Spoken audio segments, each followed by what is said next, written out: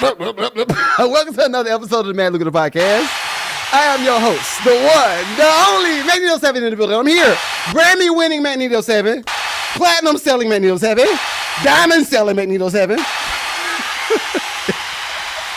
Yo, at some point I'm gonna add like any winning Magneto. Speak it into existence. But anyway, hopefully y'all had a great year so far. And everybody that's watching this on YouTube, if you're watching this on YouTube right now, you missed a whole hour worth of pre-show for the music reviews. You just missed it.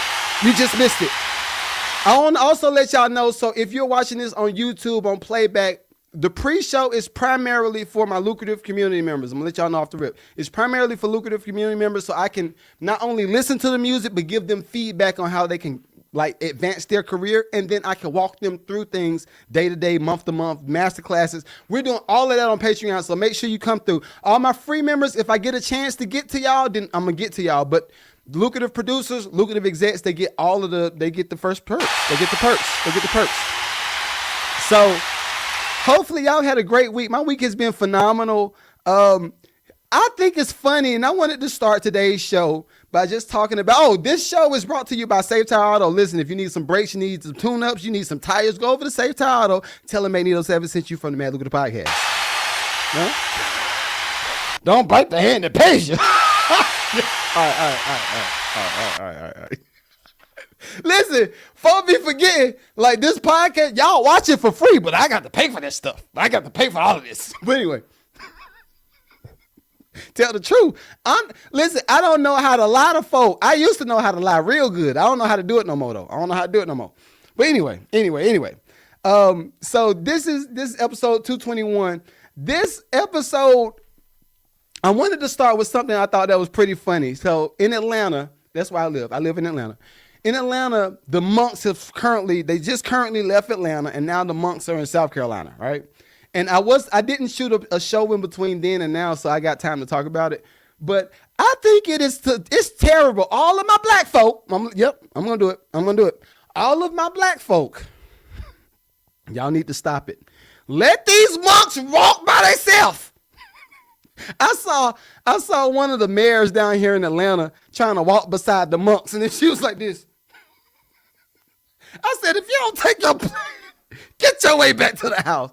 The monks are walking by themselves in solidarity. Now, you can stand off on the side. Just like, But I don't even think you're supposed to say nothing. I think you're supposed to just let the monks walk, and they're supposed to just chill. And why y'all done hit one of the monks in Atlanta? Y'all doing too much. Trey, they hit the monks when they came to Atlanta, and I think one of them had to get his leg amputated. Y'all doing too much. Anyway, so hold on. Give me a second. And we got to figure out how to do this. We got to figure out why this does this every time. But anyway, I need a TikTok expert to let me know why it does that, because that's stupid. It'd be like, you've been on for an hour, hit the puzzle sign. You got to swipe over. You got to hold the phone. You got to swipe. But anyway, they done hit the monks. Stop doing just random stuff. Y'all got to stop this. Y'all got to stop it. Something else that came to mind. All of y'all fitness trainers, all y'all meal prep people, I done seen enough of you. I saw one dude, I ain't gonna front. One dude I saw, he was like, I got mad meat. And I was like, wait, what? you got mad meat?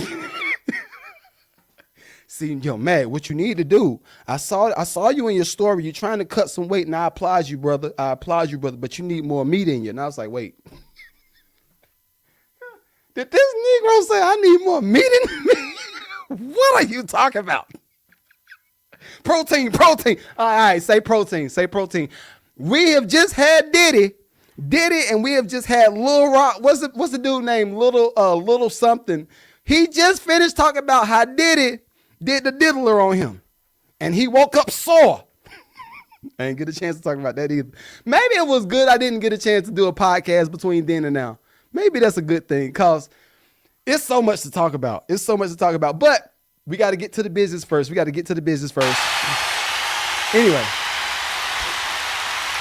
I do want to dig in on that, though. I do want to talk about that now.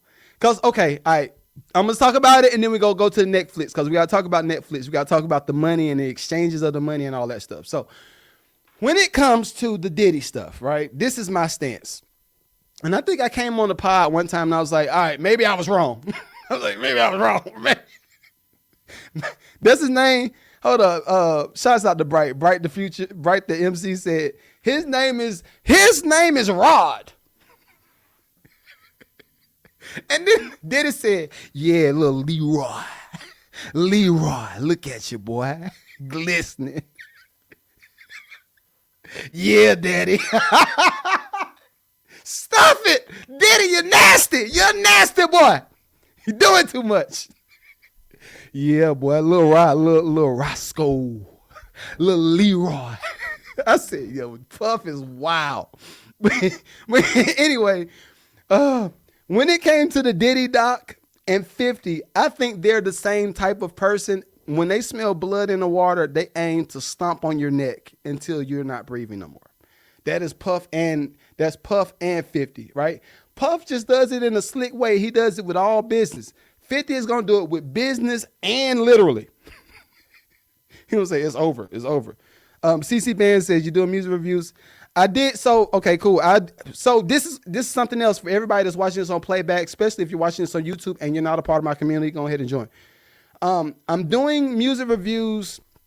Music review submissions stop on Friday. I think we said at 5 o'clock. I think we said, yeah, Friday at 5 o'clock. Music reviews are going to be stopping. So if you want your music reviewed on Saturday's show, the stopping point is Friday night by Friday evening by 5 o'clock. So we can get the playlist going. We can have everything organized. Today was a pretty good organized day. I think I only took a couple people foot traffic in and it was cool. It was cool. Right. So that's how we doing it, CC. So you'll be on next week's show. You'll be on next week's show if you just sent me some records. All right.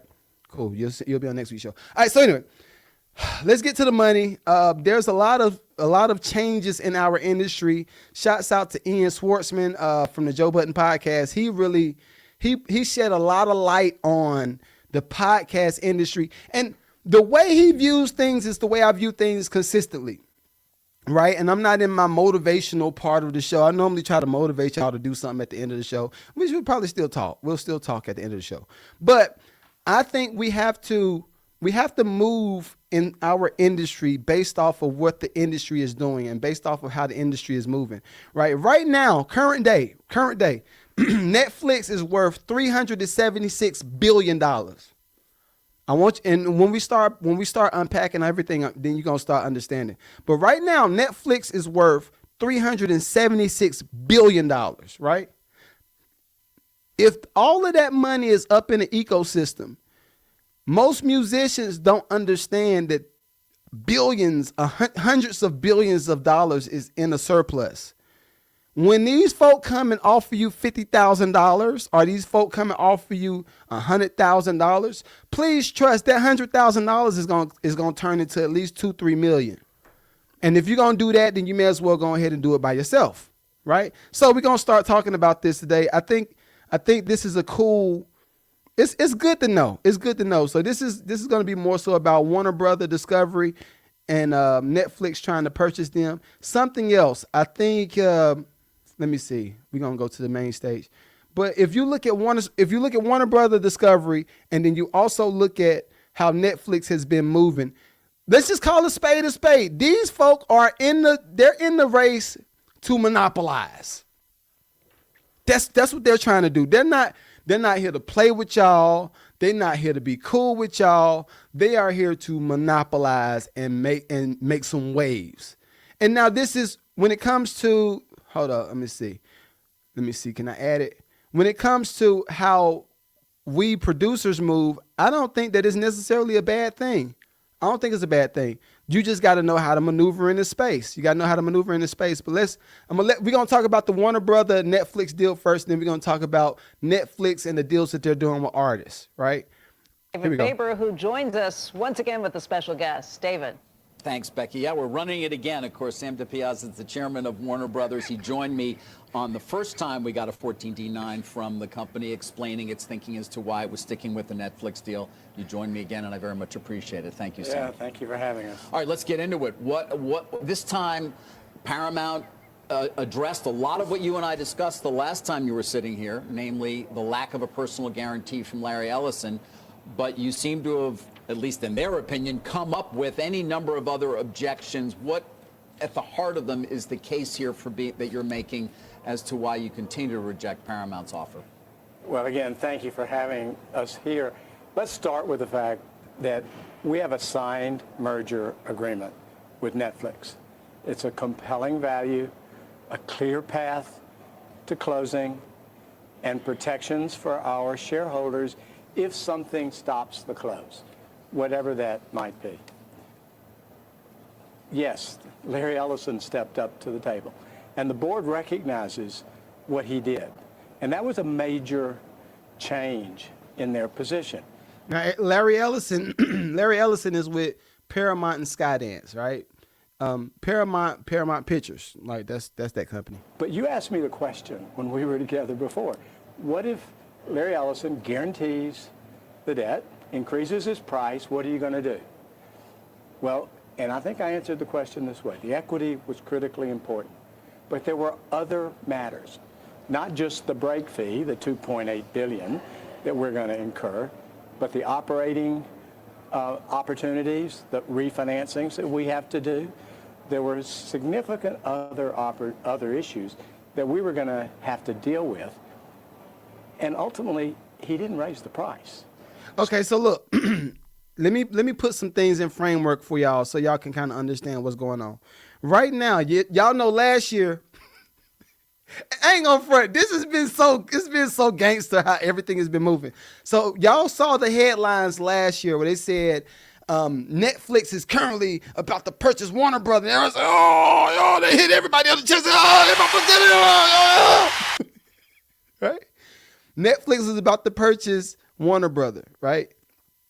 Everybody can see the numbers in that. Remember, in the beginning of this segment, I said Netflix is worth $376 billion. $376 billion.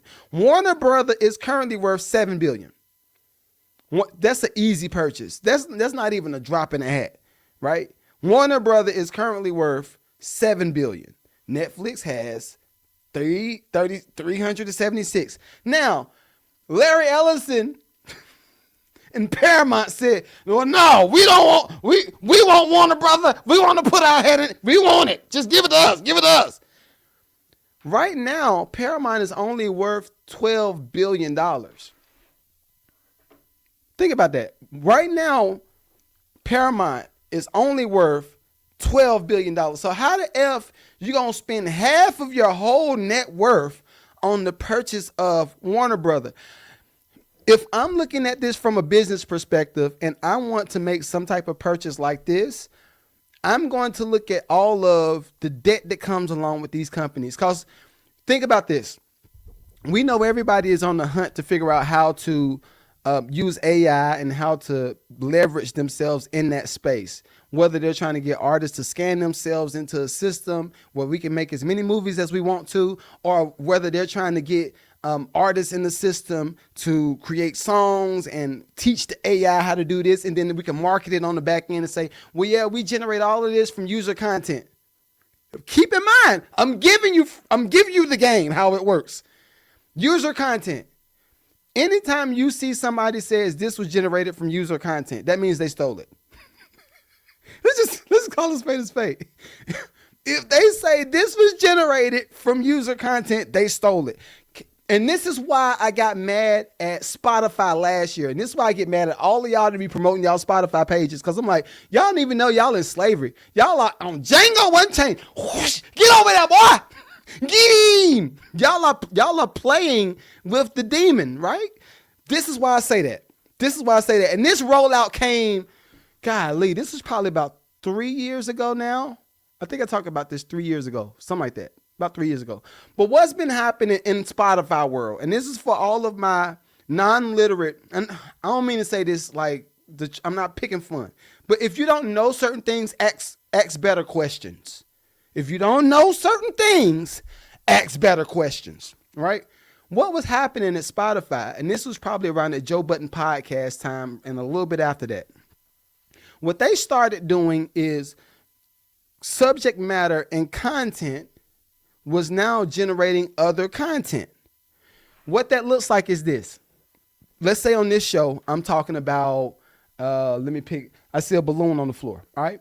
So let's say I talk about some balloons and I say, yeah, the balloon exploded and it spread out over everywhere and it was like a dark hole, right? The room got dark and I just started talking about some wild stuff. Aliens started coming out, this, and I'm podding. I'm just shooting a podcast. I'm having a vivid conversation. We having some fun. Well, what Spotify got y'all to start doing, user-generated content, what they started getting y'all to do is, okay, well, I'm going to just add these terms to the agreement, and then once they open the app back up, they're going to just hurry up and click it. You don't understand. You just clicked on 20 pages worth of information that takes all of your IP, your intellectual property. You just clicked on 20 pages with one terms and service agreement. So what they said that they can now do is sell your content to other companies, and those other companies can do anything with it. What is the anything? This is what the anything is that the other companies, what they could do. They can go in and say, okay, Magneto was on that podcast that other day. He was talking about balloons and like a black wall or something like that, right? Okay, let's develop a TV show that's some kind of centered around what he was talking about, and we're going to spread this out over 9 episodes, an hour each. We don't even have to start hiring the actors now. We have AI that can generate certain characters through the story that he was talking about, and they ain't even have to pay me for the story. I agreed to the terms of service. I agreed to it. I agree. When you click on stuff real quick, y'all better start reading. Y'all better start reading. So now let's look at the full frame. Look at the big picture. Look at the big picture. If Netflix is in the position, which we already said, we already told you, they are worth $376 billion. If Netflix is already worth $376 billion, and you got Lil Bobo over here that's just started making his first podcast, a little Bobo over here that just started making his first song, and he uploads it to Spotify or he uploads it to one of the platforms that Netflix owns. Who owns it? We can all say that the artist, well, no, that's his music. That's his music. He did that. True, he created it, but at some point in the deal, he sold it. At some point, he sold it. This is why I get on artists so bad. Like, I don't know who that was in the pre-show that sent me a Spotify link. But that's why I say don't send me Spotify links, because at the end of the day, I'm contributing to their economy by playing your record. You are contributing to their economy by posting your end of the year wrap-ups. I saw a lot of y'all still doing it. And we know good and well, a lot of these wrap-ups were purchased by DJs. Y'all paid for the little DJ service. They got your streams popping. You got this big number that you can now post on social media. But I want to see the accounts. Show me the accounts. Show me what your bank account looked like. I want to see what type of money that you made from Spotify. I want to see what type of bread you brought in. I want to see over what period of time. And I want to see what the traffic looked like. What is the engagement? What is the engagement? What is the retention? Because this is something else. This is why I love doing what I do. I don't mind telling people the truth about a lot of stuff. And this is something I will agree to. I understand my truth might not be everybody's truth. Some of y'all might be okay with slavery. Some of y'all might be okay with laying down and going ahead and taking it like Lil Rod. Some of y'all might be all right with that. For me and mine, I'm okay with getting it out the mud until we figure out how to market it on the back end, right? So anyway, that's what everything is. That's what's happening right now. So if you got Netflix about to do this deal, then this is the other thing I wanted to pull up, and let me get this off the stage. But there's a lot of clips going around with the guy talking about Netflix offers to independent artists and getting them to do deals and all that stuff, right? I'm gonna try to get out. I'm trying to do better about my speech, y'all. I'm trying to get the country out the country. But I'm gonna be country since country been country. But anyway, let me get to the Netflix and artist side of things, because we just talked about Netflix purchasing Warner Brother. Now I want to also do this before I go there. I want to also do this. Let me pull this up right quick, because I didn't do this earlier. So let's see what all my audio listeners, my apologies. I'm Googling something shortly. Give me a second. Does Warner own? All right. All right, so I'm looking at the different companies that Warner Brothers owns. All right, right now, really? Maybe I spelled that wrong because it's saying water. Okay, Warner Brothers. All right. And I just want to put some framework around it because remember, terms of service, if you have a company like Netflix purchase a full catalog, right? Right now, Warner Brothers has Warner Brothers Pictures, they have New Line Cinema, and they have DC Studios. Then they also have these channels, HBO, HBO Max, CNN, TNN, TBS, Cartoon Network, Adult Swim, Discovery Channel, HGTV. I didn't even know that. This is colder than I thought it was going to be. Oh my God, this is cold. Okay, all right, anyway. The Food Network, the TLC Network, Animal Planet. And this is why I said this is cold when I stopped at HGTV, right? And this is really, when I had these conversations, I want artists to think like I think when it comes to your content. I want you to think like I think. When it comes to content world, everybody normally sells. You should try to go get your ads, get monetized on YouTube and start getting money from your monetization. That's only a little piece of it. Like in my world, I'm gonna just be real. In my world, the YouTube, the streaming side of things, that's probably like 5% of the income that I earn. 5% of the income that I earn on this podcast. All of the other stuff is from the brand extensions that I'm a part of, like the Save Tire Auto, or when I do what do you call it, product review videos, and then I post those and I get affiliate commissions.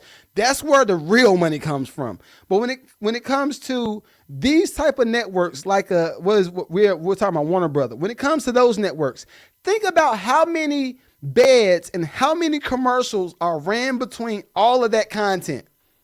And people tell me content ain't worth nothing. Y'all tell me content ain't worth nothing. Okay, all right, I got you. So listen to this. I'm going to just take one of the networks.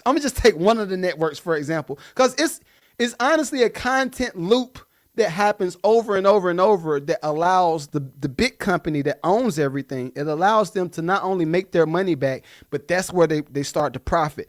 We don't take HGTV. That's going to be the first option. Maybe the only one because I don't want to lay on this too long. Take HGTV. When we look at HGTV, we see all the house flipping shows. We see the fix and repair. Oh, girl, do your thing. Fix that house. Look at me, husband and wife. We did our show. I'm an interior designer and I dress in bright clothes. Look at me. This the HGTV, right? That's the different content that lives on that channel. But now think about all of the brands that's marketing on the HGTV network. You got Milwaukee that has the drills. You got DeWalt Tools. You got Home Depot. You got Lowe's. You got the Martha Stewart people that like to cook stuff and the cookware, and then you got seasonings and you got spices and you got legacy, you got Procter and Gamble that's paying for ad time on the HGTV. Now, think about how much money that is. Now, also think about if I own all of these networks from purchasing the one Warner Brother, and then I got these artists over here just talking, having fun. I'm having fun. I'm living. I'm just chilling. I'm just vibing. You got all of these artists doing all of that stuff. Meanwhile, you're the corporate giant that says, okay, I see that. And that was a pretty cool concept. Okay, they did click on terms and services, right? They did click on that, right? All right, cool. So I like that piece of content that they did. We want to use The Rock. We want to use Dwayne The Rock Johnson, and we want to use Cyndi Lauper. Let's just pick anybody. We want to use Dwayne The Rock Johnson and Cyndi Lauper for this next Fix and Flip House show, but we want to use the spin that they talked about on that podcast on this show. Now they're going to pay Dwayne The Rock Johnson $10 million for a season of this house flipping show, and Cyndi Lauper $100,000.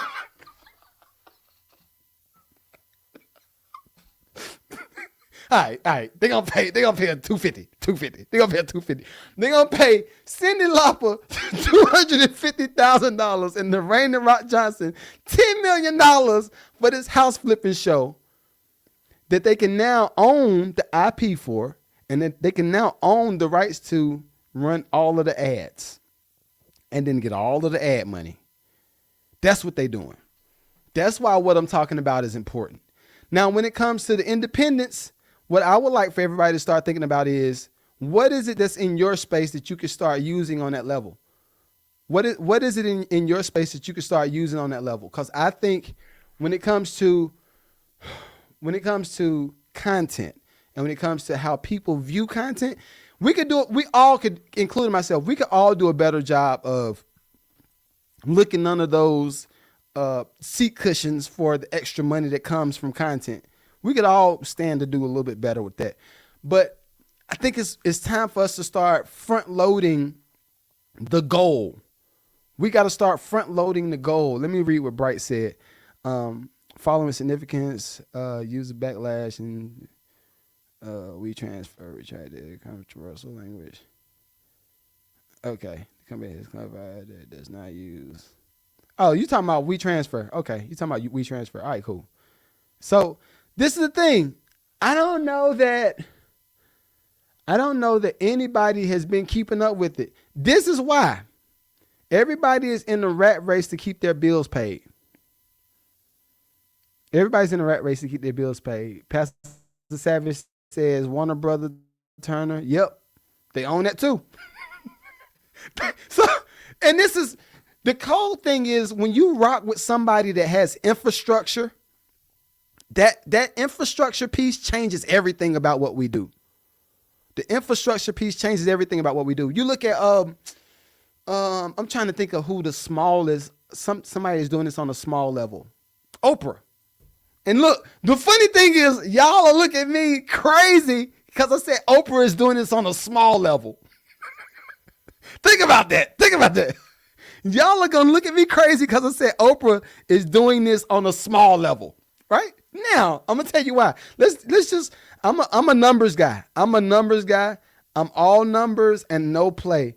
How much is Oprah worth? All right, we're going to go to Oprah. Currently, Oprah Winfrey is worth $2.8 billion. That's a lot of money. That's a whole lot of money. But is it enough to make the type of waves that they about to make?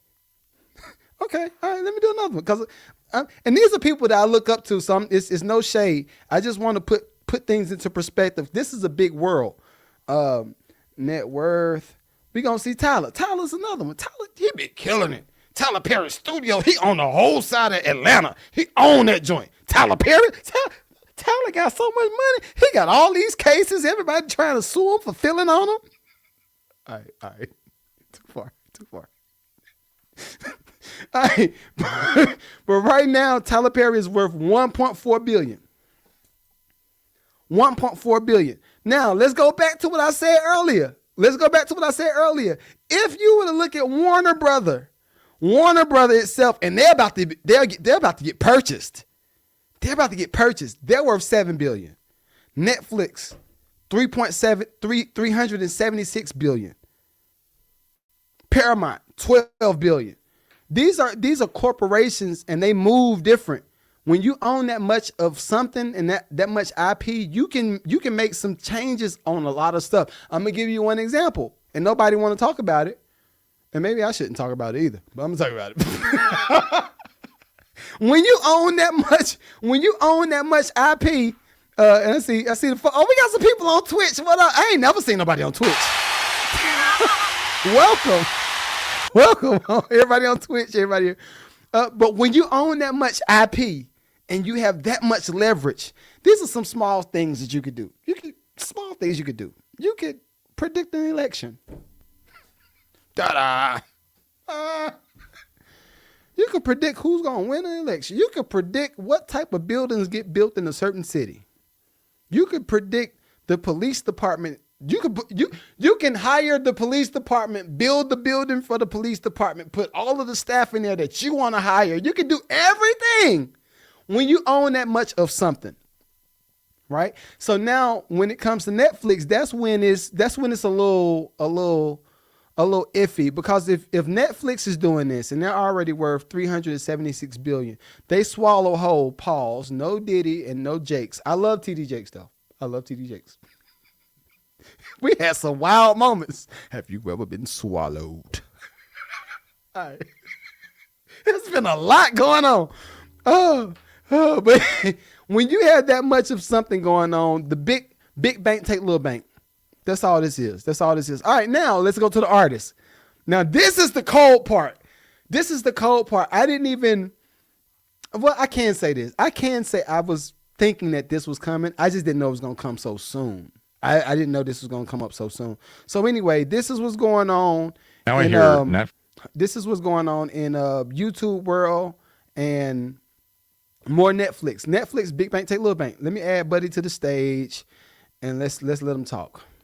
Let's let him talk, because he got. Now I hear Netflix is starting their own record label. So now you're going to start seeing content where they're going to do exclusivity deals with artists who nobody owns a share of. Nobody, not the majors, no one, maybe not even management or publishers. And they're going to go, let's give Justin $100 million. We want you to do the next 3 albums. We want your live concert. We want all the behind the scenes of the songwriters writing the songs. We want all the content. We are going to obliterate what is presented as music. That's the Blue Ocean strategy, one of them coming.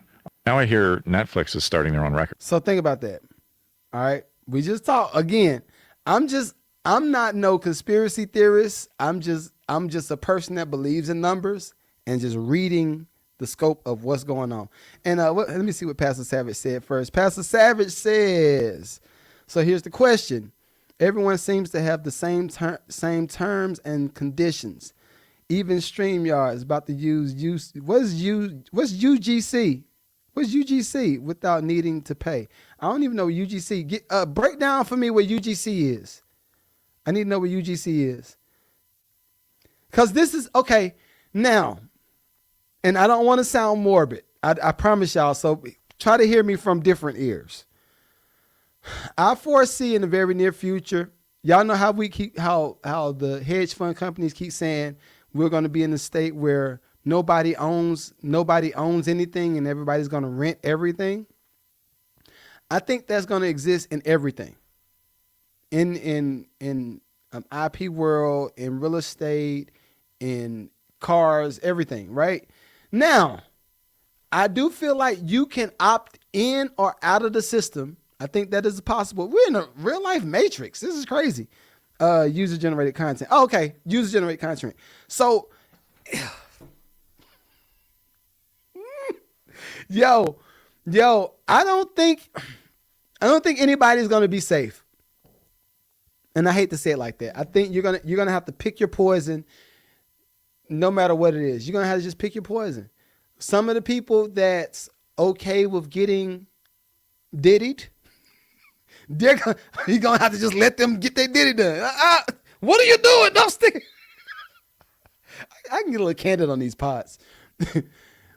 It's going to be a certain amount of people that's okay with taking that, right? As for me, and I say I'm too country to fall for it, I'm too country to be okay with it. When I say country, I'm not talking about mindset. I'm not talking about being a country bumpkin and, yeah, these country Negroes don't know nothing. Look at him. He going to walk in the dirt with his feet, bare feet.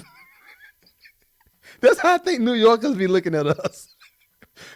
He going to walk in the dirt with his bare feet. Look, I bet he going to eat some pork, some pig feet. Look at him snacking on some pig feet. Look at him slobbing at the mouth. Do you know how to talk, boy? That's how the New Yorkers be thinking we look like that. That's how y'all be thinking. I know. But I'm too country and too independent to be okay with opting into a system that's going to manipulate all of the things that I do. Right? This is why I started changing the way I did music industry, and I started changing the way I even sold beats. let me unpack everything from a broad perspective. Then we're gonna get back to the Netflix situation because I think it's a lot in there that we got to unpack. If you look at how I personally sell beats, and I ain't gonna lie, every time I coach a producer, a music producer, every time I coach them, my plan is to try to get them out of the idea of I need to sell beats at the most expensive price possible, and I need to try to sell as many beats to get the eyes and the look from somebody like a Jay-Z or Eminem or 50 Cent. Now I get a lot of people might follow me and they might like the things that I do and they appreciate what the path that I've led so far, right? But for me, after going to the back room and saying, look, I ain't gonna front. This is how I look at it. This is how I look at music business. When I was signed to a certain company, I ain't gonna tell y'all who, but when I was signed to a certain company, I had the ability to go into the back room and I ain't gonna front. This was not the main back room. It was just one of the back rooms. But I had the ability to go into the back room, look into the doors for a little bit, and I said, "Oh, this is how y'all talk about us? Oh, wow. You talking about us like that? Wow." And granted, watch, those people look at me as a peer. They're like, "Oh yeah, well, you could be in charge of this project. You can A&R this, you can do that. You know how they are." I know my position and I know how to either rub people the wrong way or the right way. When they say, "Oh, you know how they are," they don't really want nothing but an advance anyway. They're going to take the front end money. You know, we'll get ours on the back end. Don't worry. Oh, they're asking 1.5? Oh, wow. They could have asked 3. They laughing and talking about y'all like that in that back room. Meanwhile, you're on the front end in the hood, not able to pay your bills, not able to do the simple things to get in a comfortable space. And now you say, "Okay, well, if I take the deal, then I can get out the hood." No, what you're doing is signing off everything that you own in perpetuity. Let me let you know what in perpetuity means. Forever. As soon as you make that, I own it. What does that sound like? That sounds like slavery. That sounds like the same space that Nikola Tesla was into. And the Rockefellers and all of them said, "Well, look, man, we going to get you. Oh, he's good. He's really good with that electric stuff. He's really good with that electric stuff. Let's go ahead and buy it. How much you need? How much you need?" Meanwhile, most of us artists will go back and forth with companies thinking that we're doing some real good negotiating. You already lost the battle. If you're trying to negotiate what they're willing to pay you, no, you should try to negotiate how much ownership you get on the back end. You should ask what I said in the beginning, ask better questions. Ask better questions. So now going to this Netflix situation. We just talked about Netflix with Warner Brother. We just talked about Warner Brother trying to get purchased from Paramount. Now, Netflix is over here chilling. Netflix is on the beach, relaxing. They got Stranger Things that's done went crazy. They got the 50 Cent Diddy documentary that's done went crazy. They got all of the Christmas specials. They had Dave Chappelle specials. They got the Kevin Hart. They got all of this stuff that's going crazy currently. They already own it. They in the beach in Paris or something, chilling. Letting everybody else over here fight about who's going to buy what. I would say, okay, if I'm an artist and they have the ability to do that type of deal, what type of terms can I negotiate where I can at least be okay with the deal that comes across? Like right now I have some things pending that I'm going to talk about later on, but all of the things that I'm working on, it has a certain amount of ownership tied to it. It's not just me coming in, producing beats or giving people ideas or doing some slick coaching calls for the free. It's not none of that. It's real IP that I have a portion of ownership in. I want to challenge everybody else to think like that. Think like that. This Netflix situation is good. It's real good if you don't think that you could do anything better. Right? Another point. This is why I started doing Patreon. I started doing Patreon because I like how users could get on there easily. And I had started another community using, I can't even remember the other app now. But I had started my same Lucrative community on another app before. And the issue was this. It was a difficult platform to use. It was a difficult hub for people to come and join a live. And if I wanted to upload content like music or beats, or if I wanted to upload different shows, it was a little bit difficult to do it from this other platform. When I started going to Patreon, everything is all in one. It's more communal. Everybody can kind of communicate and do the things that we need to do. Like when I go live and I start making beats later on, everybody can come to the live. And then once you get off the live, you can resell the content on the back end. Now, the reason for all of this stuff, and the reason I started changing a lot of this stuff, is I don't trust anything that the corporate giants are going to do in the future. We all know, if you don't know, like even me with being live right now, I'm getting my own stream and I'm getting my own recordings from all of this. But at some point in the transaction, the platform can house all of the content that I ever recorded. So in actuality, back to what Pastor Savage was saying, they could do user-generated content and resell my ish. But is that a fight that I want to fight? I think my fight is more purposeful as far as building community, getting people, getting artists to see, okay, you can have a sustainable living and be dope at doing whatever you do. You don't have to be on the struggle bus forever. I've been on the struggle bus for a very long time. I never want to go back. Never. I never want to go back to the struggle bus. I know what it feels like to not feel like you could breathe. You get up in the morning and you hate that you woke up that morning. You feel like if I would have died, I'd been a little bit better off. I've been there, right? I want folk to understand this is the prime time for everybody to start getting to it. When it comes to content, again, it's free. You can literally open your phone up right now. And I know everybody jokes around and they make it like these little hashtags and influencer culture and I could do this.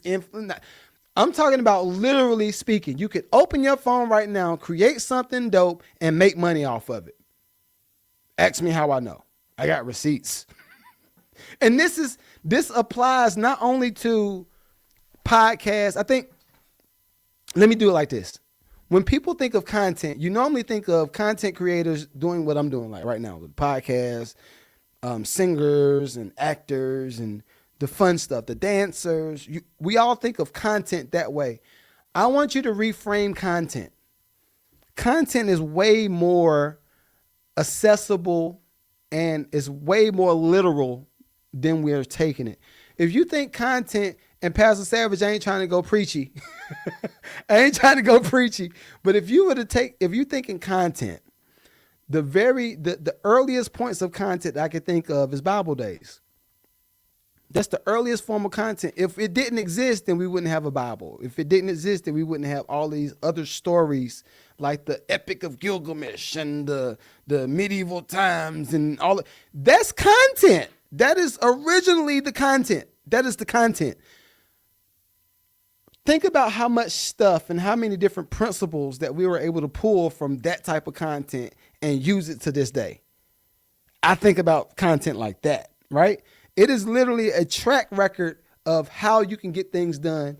And it's a direction. This is a chart. If you want to do this, you could do this. And again, I'm not trying to be preachy, but when it comes to biblically, there are principles, even for my people that don't believe in God. All right, believe what you want to believe in. You can believe in the rabbit, God, whatever. Believe in whatever you want to believe in. But if you broke the Bible down in just content wise, it's going to give you principles on finance. It's going to give you principles on relationships. It's going to give you principles on how to have a better childhood or how to raise better kids. It's going to give you principles on what happens if you don't do the right thing. And this is principles scattered throughout the whole thing, right? If you don't want to be religious, cool, I got it. But there's principles in there that you can actually pull from and develop business and strategies off of. It's the original AI. Think about it like that. It's the original AI. So when it comes to how we're moving, I want us, especially in 2026, reframe how you look at content. If you reframe how you look at content and you start to respect it more so as a tool, and this is a tool to do this, to this, to this. If you're a builder, I'm gonna give you a few scenarios and we gotta get out of here. If you're a builder and you are trying to get more clients to book you to build their houses, the easiest way to get more people and to get more clients is to make more content. Easy. And now, I know I'm oversimplifying things, but that is really how it's been. I wish I could talk numbers. I was told by CPA, you don't say that. So I can't tell y'all numbers on here, but you can do everything through content as a builder. If you're trying to get more clients, all you gotta do is go online. Maybe you gotta do some of the goofy stuff to figure out what's your space. The goofy stuff for me is the dance challenges, all of that random stuff. You might have to do a little bit of that in front of the house that you just built and say, hey, comment so-and-so if you want to get a free quote and I can come build your house on your land. Do you own a piece of property? You could do a whole bunch of different styles of content, but it's still content at the end of the day. This is what I would do, and this is what I've been getting on my feed because I've been looking a whole lot. I'm in the middle of a nice situation. So on my feed is primarily weight loss stuff, home remodels, land developers. And this is crazy. Most of y'all probably don't even think that land developers and people that's trying to sell their land is on Instagram. They are. They come up on my feed all day, every day. Why? Because that's my algorithm. I'm in the middle of doing some bigger things. So I saw one lady say, I think she was in South Carolina. Are you in the market to find you a nice piece of dirt? I said, yeah, I am. He said, if you're in the market to find a nice piece of dirt, I got some land right here for you. 4 acres and this. And listen, I'm drawn in. Meanwhile, she's making money on the front end from the content. Before she even sell the land, she's making money on the front end from the content. Then she's going to make money on the back end from getting the people to purchase the land. And don't let her be friends with the land developers because she's going to get some money from the sale of the property that's built on the land. And then don't let her be friends with all. See, this is the stuff that I think about all the time. But most of y'all's algorithm is just got thick chicks. Twerking. The algorithm is going to feed you what you want. Right? The algorithm is going to feed you what you want. And that's her as a land developer using social media to drive traffic to her business to sell more business and make money on the front end. So guess what? Now, not only is she making money on the content on the front end, but now in perpetuity, she can repost that video on all the other social media platforms. If her YouTube starts to get monetized, now she's going to still get more money from a video that she did 15 years ago and still sell more land. And people like me that's kind of in that marketing space, we're always looking to see who is different. How are you doing things differently? I know Bright the MC is another person, got the CDLs, got all this stuff going with the trucking. Well, guess what? I've seen trucking people on social media say, and look, now, during the pandemic, y'all went a little too crazy. All you got to do is you get your business loan, you get your business loan, the business loan pay for the other loan, and the other loan pay for this. Get the Navy Federal. Y'all were doing some nasty stuff during the pandemic. I was sitting there looking like, this is nasty. But just think about it. If somebody was doing it honestly, they could use social media to promote their CDL school. I'm sure it exists. It ain't came across my algorithm because I haven't been looking for somebody to promote a CDL. But you got companies that have CDL schools that can make content around why people should start trying to get their CDL. And if I were them, I would try to get people to start getting into more of the what is it called? What is it called? What is it called? I can't think of it. The people, it's kind of like a controller, engineer. Can't think of what it is. But you can start getting people to opt into the CDL school so they can now operate their trucks or their drones to get other things going, because we all know electric is coming. That way, and this is, again, this stuff just, it's recyclable over and over. I could give you the same scenario with a restaurant. I could give you the same scenario with a company that's trying to sell ceiling fans. It's all the same. It's all the same. So I want to challenge everybody. Please start looking at content differently. Start reframing it. Don't take it at face value. It's more gold in them there hills. It's more gold in them there hills. It's more out there. If you're in your own little silo, I challenge you. Just start Googling random stuff that's just not in your space. If you do that, it'll stretch your imagination and you'll start to think differently. You'll start to think of things that you never thought of. I'll give you my perfect example and then we got to get out. I promise you, we got to get out. I have been for about a year and a half looking for a commercial property to do these type of things, the podcast space, owner operator. No, not the owner operator. This is something else. It's something else. It's the, I think it's just the operator. I think it's just the operator, where you can sit at your house and you can operate the tractor trailer from your house with like a joystick or something. I can't remember what it's called. Something. I can't think of it. But if you look at the see, you got me thrown off. Right, the MC that got me thrown off. It's your fault. It's your fault. I can't even think of what I said. But anyway, reframe the content. Look at it differently. It's so much more to it than just looking at somebody do a nice video. You can do a lot of other things with your content. Lastly, everybody that's watching this on YouTube, please make sure you join, subscribe to the Patreon, become a lucrative producer or a lucrative exec. That's where the benefits start. If you come in as the dollar tier, I'll consider you a supporter. I thank you for your support. Thank you.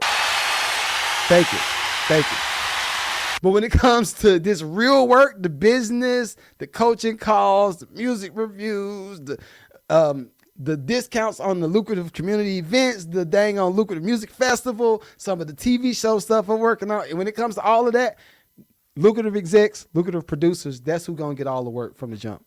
All right. And then I'm going to pull on free members after that. But that's why I want to make sure that everybody get your platform built up. I don't want, hear me well.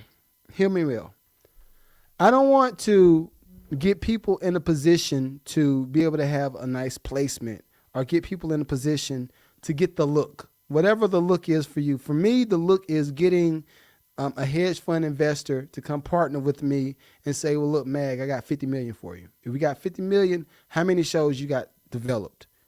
Okay. Your platform looks like this. With our 50 million, we could do this, and cover this much ground. Okay, we're gonna break bread right here. That's the look for me. I don't really care to get placements. Placements are fun. The next Grammy nomination, shouts out to Justin Bieber. It's fun, right? But the things that's gonna really push the needle and push everything forward, that's small. That's minute. With this podcast, I got to find a few more Magneto 7s. I got to find a few more of me in different spaces so that we all can win on a big level. We got to win on a big level. So please make sure you tap into the Patreon. I got a few questions right quick, and then we're going to jump off. Bright said, I appreciate you, dog. Don't make me cry, big dog. Don't make me cry, big dog. Who is this? The O 12345. What are your thoughts on undergrad music industry programs? Oh, Lord. Why would you ask me that? Why would you ask me that? What did you ask me that question? All right, so this is my thoughts when it comes to undergrad music programs, because I have that, right? I have a bachelor's in arts and science for music, and I have a minor in business administration.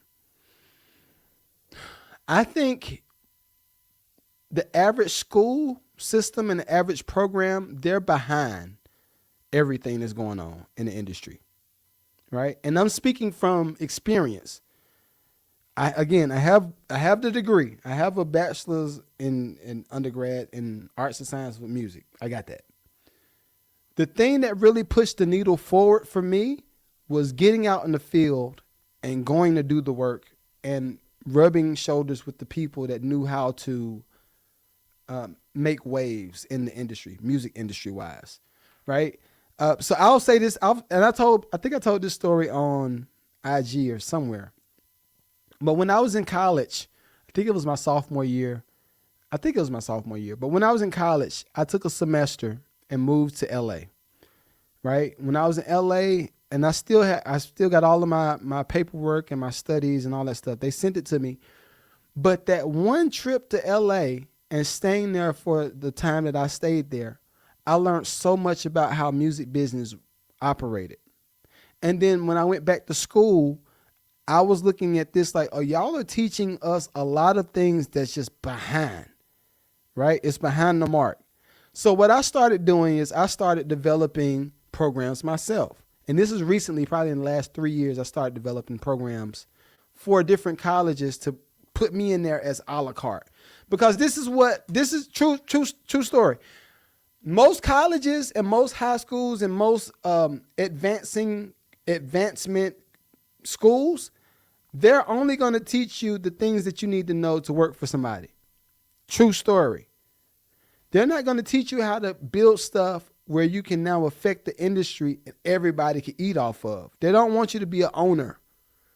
They want you to work for somebody to do something, which in a certain space, I don't believe that everybody should be entrepreneurs. Everybody is not built to be an entrepreneur.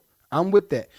When it comes to music business, though, there are so many industry norms that's predatory.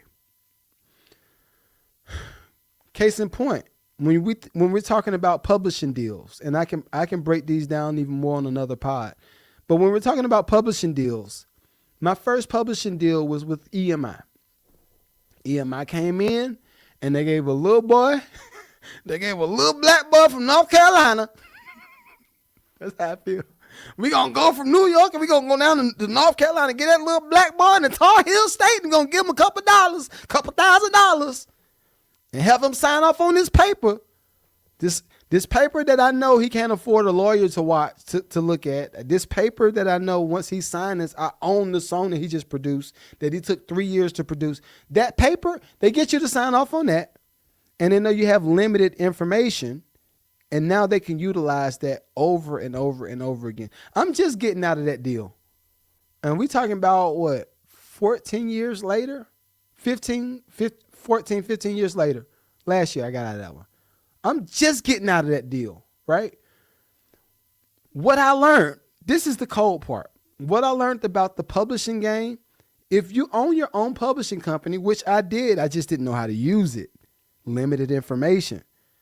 But if you own your own publishing company, then you go over here and you get a placement with the Eminem, or you get a placement with the Ice Cube, or you get a placement with any of these people. And you have your own publishing company. Now you can go and get a loan against your publishing. And then once you pay the loan back, you still own the publishing. When you get an advance on your publishing, a lot of the times they own a certain percentage of the publishing, what I'm just getting out of.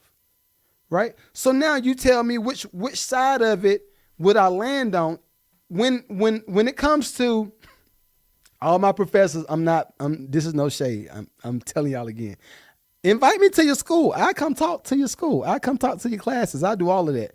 But it does not advance a student to learn from somebody that's never been in the business. It don't advance the student. When it came to me becoming a contractor and learning how to flip houses, and when it came to me figuring out how interior design worked, and when it came to structure, foundation, and HVAC and all that stuff, I couldn't learn that from a music producer that just decided to come and teach HVAC. I couldn't learn how to build a house from this person that just figured out how to have a dance academy. That's what they do in music. They have been allowing too many people in our space, and it's now devalued what we do as an art, as the full industry. It's devalued it. So in short story, I think music industry programs can be good, but I think a lot of them are behind the mark. I don't think a lot of them don't have the people and the people with experience in this space to teach you about the space. Right. And this is why, last thing, I've done like 5 last things, but that's why I love I love when people invite me to their schools or when people invite me to do a panel discussion, and I might be there for a few talks or even if it's one long talk. I love going in spaces like that because I understand old music business and operated in old music business. I understand the deals that we signed back then, and I understand where music business is now, and I understand where we're about to go. And I have conversations based around that knowledge. I don't have conversations and what I laugh because it's so many people that come to mind when I talk about this stuff. I'm not one of the producers that's okay with getting on a panel discussion talking about my accolades. I'm not a producer that's okay with just getting a panel discussion. Now I know I understand a lot of people might book me and they say, well, we're gonna promote it with Grammy winning music producer and diamond selling music producer. They use all of that stuff. I get it. But at the end of the day, that's my journey. That's what I've accomplished. I would hope that you book me on the guise of I have some information to give to the people so they can start their journey. Versus just get me on a panel talking about how cool I am.